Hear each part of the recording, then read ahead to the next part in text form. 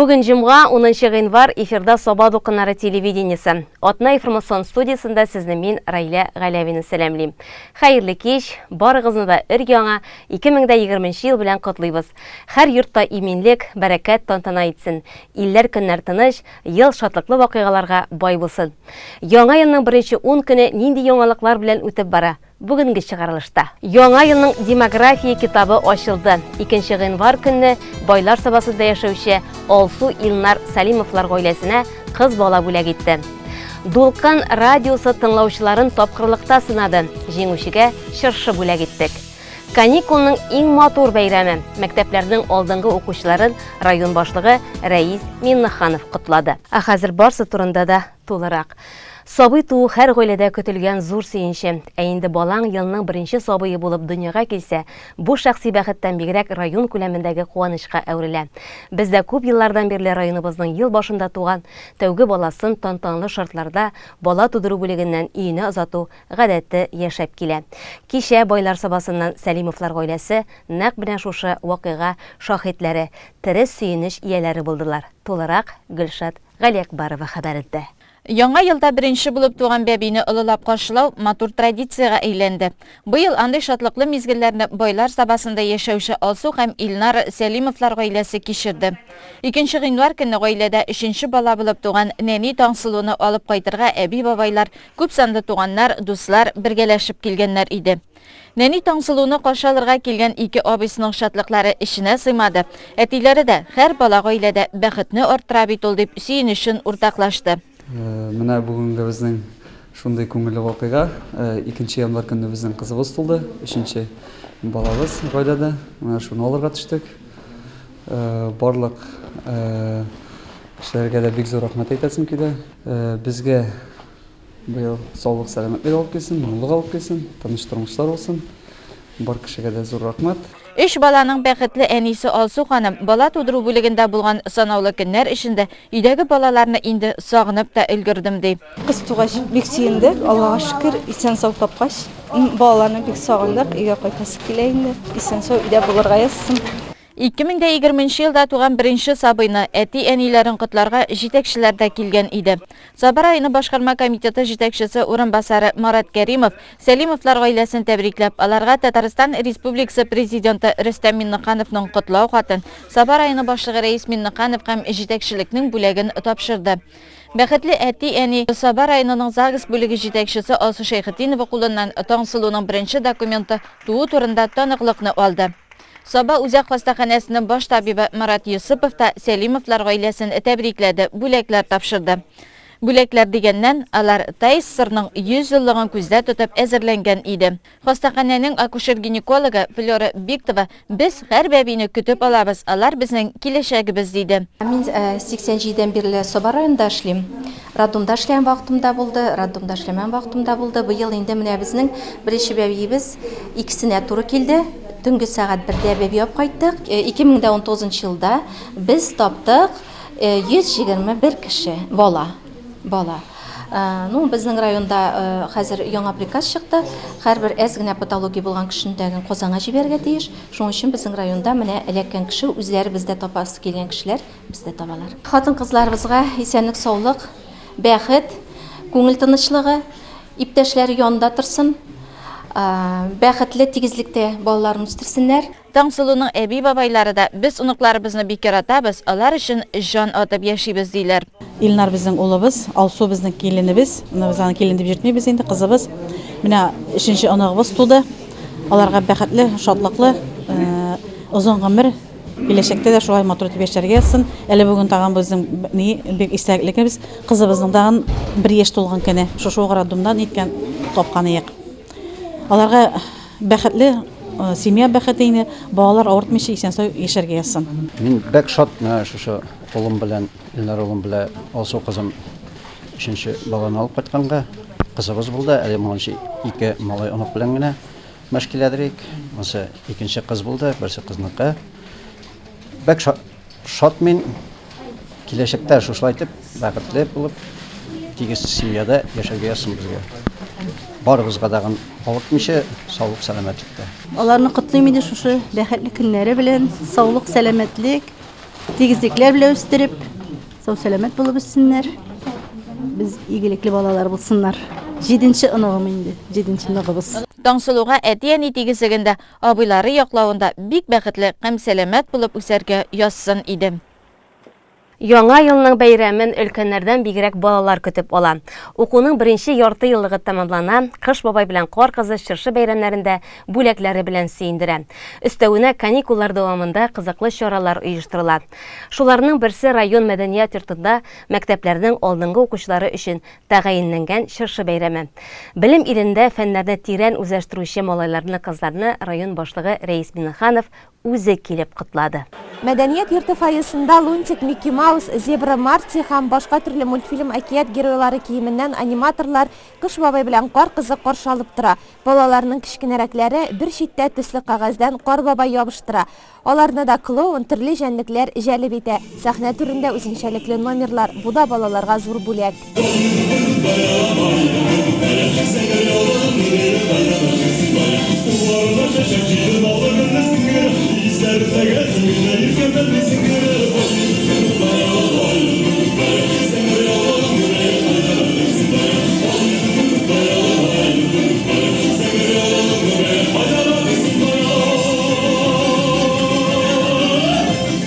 Район җитәкчелеге уздыручы чыршы бәйрәменә уку алдынгылары, спорт, җыр бию, рәсем сәнгатен үз итүче, төрле бәйгеләрдә чыгыш ясаучылар, олимпиадларда яхшы күрсәткечләргә ирешкән укучылар чакырыла. Район башлыгы Рәис Миннеханов тормыш тиз уза, бүген генә иртәгә кабатлап булмый. Сәламәтлегегезне ныгытып, белемгә, тәрбияле булырга омтылып яшәгез дип мөрәҗәгать итте. Яңа ел башланып китте. 2020 ел инде безнең юбилей еллары. Тәсирнең 100 еллыгы, районымызның 90 еллыгы һәм Бөек Ватан сугышының җиңүнең 75 еллыгы. Без бәхетле бу республикада тормыш итү, көндәлек безнең тормышның яхшырту өстендә дәүләтебез көн саен яңалыклар һәм бик күп чыгымнар эшләй. Дөрестән дә иң зур байлыгыбыз ул сез. Сез сәламәт һәм белемле булганда безнең киләчәгебез зурдан. Бәйрәм тамашасында барлык мәктәп укучылары, талантлы студентлар катнашты. Алар арасында конкурслар җиңүчесе, Орча педагогия көллияты студенты Илсинә Гәрәева да бар иде. Район башлыгы аңа Татарстан Республикасының беренче президенты, дәүләт киңәшчесе Минтимер Шәймиевның махсус бүләген тапшырды.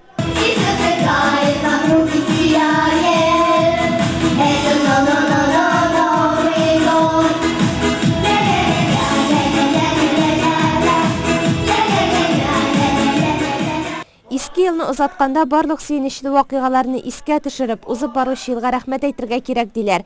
Бәйрәмгә җыелган һәр укучының андый уңышлары шактый. Районыбызда максатка омтылучан, киләчәккә горур атлаучы, креатив фикерләүгә сәләтле буын үсеп килә. Аларның уңышларына сөенәбез, горурланып яшибез. Иң истә калганы район мәдәният йорты хезмәткәрләре тарафыннан әзерләнгән тамаша иде. Үзенчәлекле номер балаларда гына түгел, олыларда да зур кызыксыну уятты.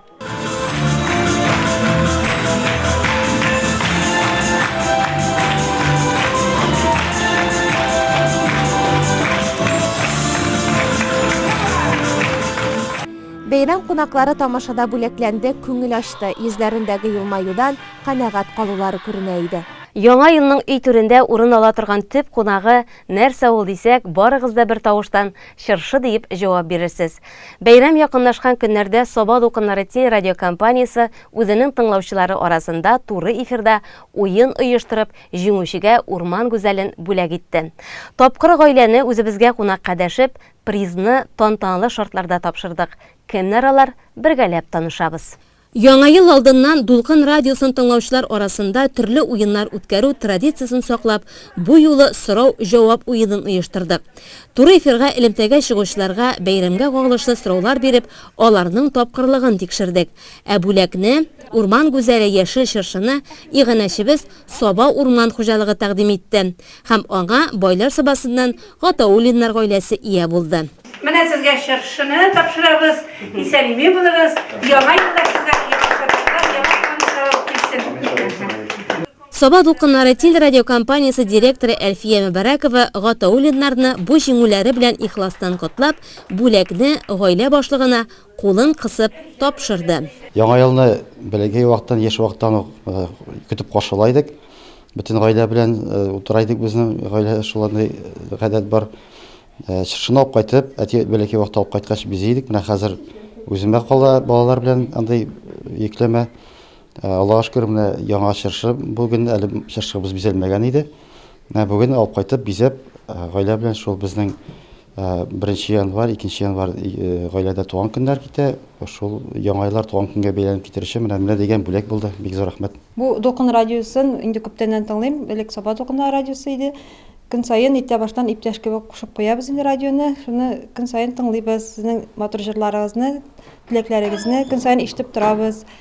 Конкурс турында ишетмәгәндәйм, просто радионы тыңлагач, иртә баштан шуннан ишетеп алып, азартка кирип киттем, катнаштым инде. Гөлнара Илгизәр Гатаулиннар байлар сабасыннан күркәм гаилә. Илгизәр район финанс бюджет палатасында, Гөлнара авыл хуҗалыгы идарәсендә хисапчылар.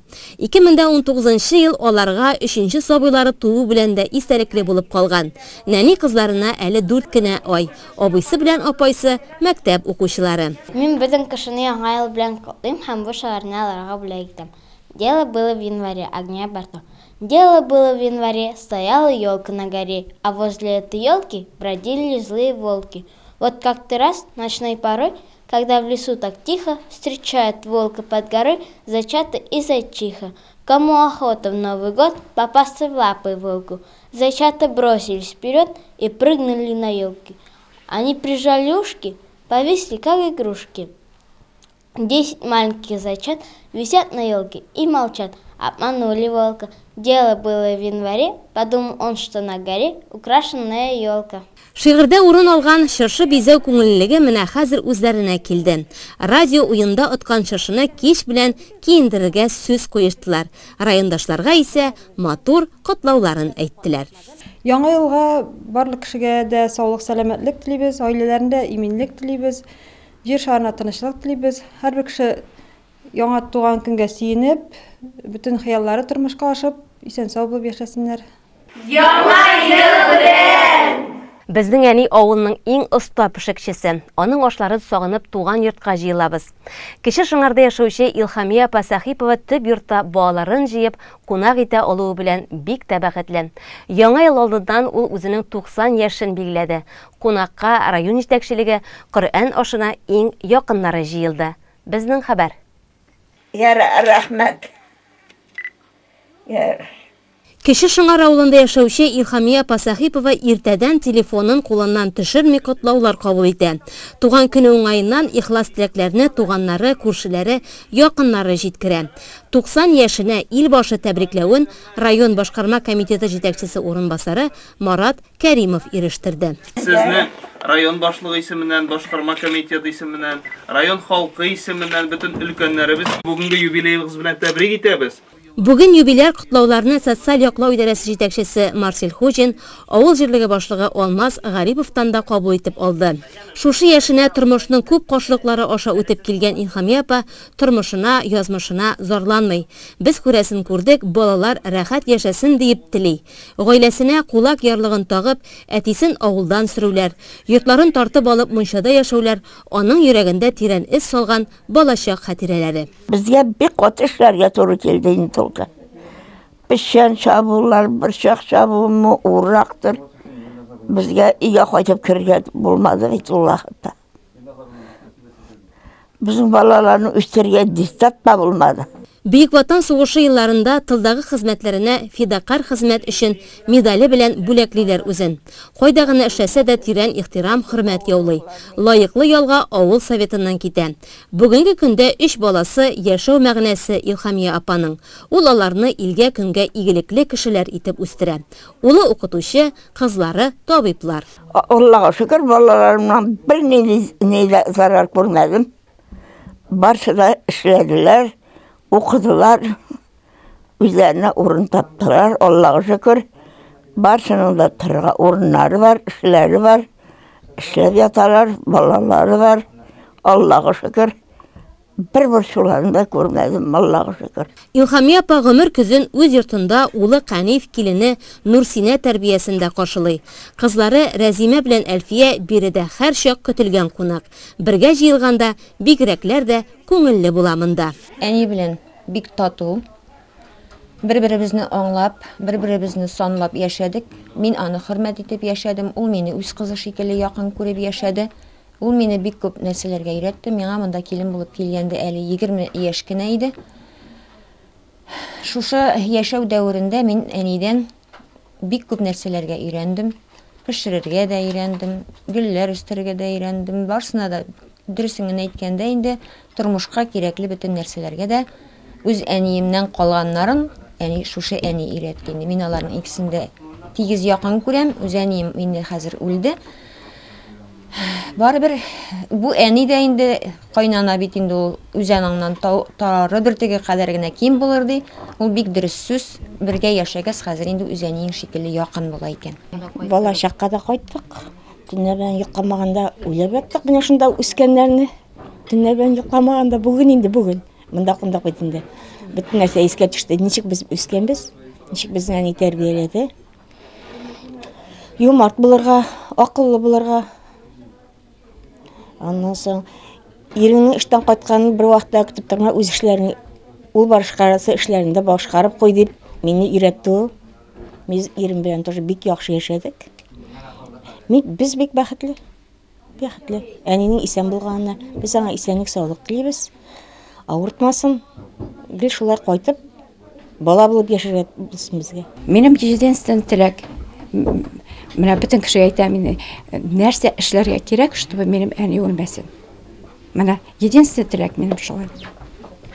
Я хочу, чтобы до 100 лет он жил. Төп йорттагы оныклар әбиләренә бигрәк тә рәхмәтле. Алар бала чакларының бәхетле мизгелләрен бүген тагын бер кат хәтерләрендә яңарттылар. Әби белән бергә үстегендә әби бәләкәйдән казаннарга барып, казаннарны күрсәтеп, матур киемнәр алып, тәмле әйберләр пешереп безне үстерде. Минем подружкасыман булды үскән вакытта да, хәзер дә хәтерлим, урамда уйнаган вакытта да, җиләкләр өлгергән вакытта шул җиләкләрне җуып алып киләдер иде. Кызым менә җиләкләр үскән иде, шуларны ашап карыйга әле дип, шул безне ачырмасын дип тормый ди, авыз итсеннәр дип мин беренче безгә китереп бирәдер уйнаган вакытта да, өйдә кайтканда көтеп тормыйдыр. Аның белән бергә үстегендә эшләргә дә шул өйрәтте. Әни белән яшьтә булганлыктан ул безне карады, мунчага бергә керәдерик. Шуңа күрә мин аңа бик рәхмәтлемен. Хәзер дә көн саен аның белән сөйләшәбез, хәлләрен белешәбез. Үзе дә инде безнең шалтыратканны көтеп тора. Ул булгач безгә рәхәт. Сөйләшергә дә кеше бар, киңәшләшергә дә кеше бар. Шуңа күрә без аны бик яратабыз. Исән сау булсын, без кайтканда әби булгач ничектер җылы инде өйдә бары бер бүтән төрле җылы. Әби безне кичкенәдән матур итеп, яратып үстерде. Гел безнең белән бергә булды. Бар кичкенә вакытта әти-әни гел эштә булды. Әби безне үстерде әйтергә кирәк. Бөтен әби гел йөрергә яратадыр. Шәһәрләрен кайда гына булмады ул. Бөтен барган җирләреннән алып кайтты, киемен дә алып кайтты. Бөтен әйберне алып кайтты. Ашатты, киендерде әйтергә кирәк. Вот. Аннары әби белән мәктәпне бетергәч, әби белән тагы Казанга киттек, укырга кердек. Иң беренче мин бетердем медицинский институтны. Иң беренче көнне 1 сентябрьдә беренче курска әби белән бардык. Әби белән алдык китапларны. Әти белән эшләп җирделәр. Вот. Шулай әби әйтергә кирәк укытты да. Беренче көннәрне институтка озатып куядыр, килеп аладыр. Юлны белмәгәнбездер инде вакытта. Әби беләдер ипне бирде. Хәзерге көндә дәгән әби күзе күреп бетермәсә дәгән безне аңлый. Ярата, көтеп ала, без дәгән яратып, көтеп кайтабыз янына. Илхамия апа менә шулай балалар, оныклар янәшәсендә бәхетле картлыгын каршылый. Аны яраталар, олылыйлар. Әле дә сүзеннән чыкмый, киңәшенә таяналар. Корылган мул табын тагын да җитди сәбәп белән. Балалары 90 яшенә Коръән ашу үткәрергә ният иткәннәр. Теләкләре дә гел изгедән. Әниләре исән-сау булып, туган йортның түрендә утырсын. Тәрәзләрдә утлар янып, күңелләрен җылытсын. Дәвам итәбез. Үзәк чыршы тирәсеннән бәйрәмнәрдә тәүлек әйләнәдә кеше өзелмәде.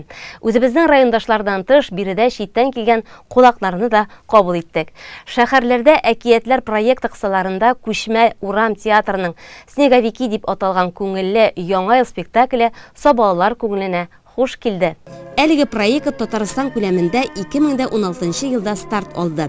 Шуннан бирле ул республика районнары арасында популярлык казанды. Бәйрәм көннәрендә әлеге команда Казан, Чаллы кебек ире шәһәрләрдән тыш Саба һәм Арча халкында сөендерде. Проект гомумән алганда 16 торак пунктны кулачлый. Быел урам театрының төп катнашучылары итеп Казан театр училищесы студентлары сайлап алына. Аларны клоунада, пантомима уйнау серләренә Мәскәү осталары төшендерә. Кар бабайлар спектакле тамашачылар белән бик тә самими, ихлас аралашуга корылган. Дәү курчаклар янәшәсендә булу, алар белән мәйданда бию, фотолар төшү бу очрашуның иң матур мизгелләре булды.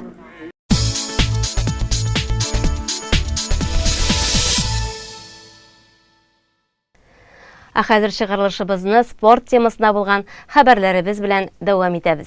5 январь көнне Байлар Сабасында урнашкан үзәк шугалакта ирләр командалары арасында хоккей буенча районара турнир булып узды. Ярышта Саба, Балташ, Теләче командалары катнашты.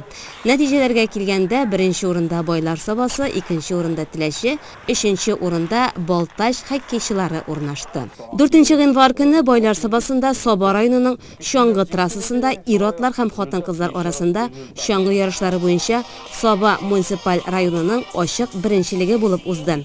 Әлеге чара сәламәт яшәү рәвешен пропагандалау, безнең районның иҗтимагый активлыгын күтәрү максаты булып тора. Мактаулы урыннарны алган катнашучыларга дипломнар һәм акчалата бүләкләр тапшырылды. Яңа ел каникулларында балалар катнашкан тагын бер чара ул Саба йөзү бассейнында оештырылган ярыш булды. Ул Кыш бабай призларына үтте. Биредә шөгыльләнүче балалар суда йөзү буенча иң осталар. Яшь йөзүчеләрне спорт мәктәбе директоры Рифат Хисамов сәламләде. Ярышларда уңышлар теләде. Йөзү бәйгесе 2 этапта узды. Беренчесендә 2012-2014 елга, икенчесендә 2005-2011 елга кызлар, малайлар көч сынашты. Алар ирекле, комплекслы, брас стильләрендә һәм аркада йөзеп осталыкларын күрсәттеләр. Балаларына көч биреп торырга әти-әниләр дә килгән иде. Призлы урын алучылар грамота, медаль, акчалата призлар белән бүләкләнделәр. Кыш бабайдан күчтәнәчләр дә алдылар. Узган көннәрне районыбыз тарихына менә шундый вакыйгалар белән озатабыз. 12 январь календарда прокуратура хезмәткәрләре көне дип билгеләнгән. Әлеге тармакта эшләүчеләрне һөнәри бәйрәмнәре белән ихлас күңелдән котлыйбыз. Законлылык сагындагы хезмәтләрегездә уңышлар, гаиләләрегездә бәхет телибез. Бүгенгә атна информацион программабызны төгәллибез. Алда реклама һәм җырлы бүләк тапшыруы. Бездән аерылмагыз.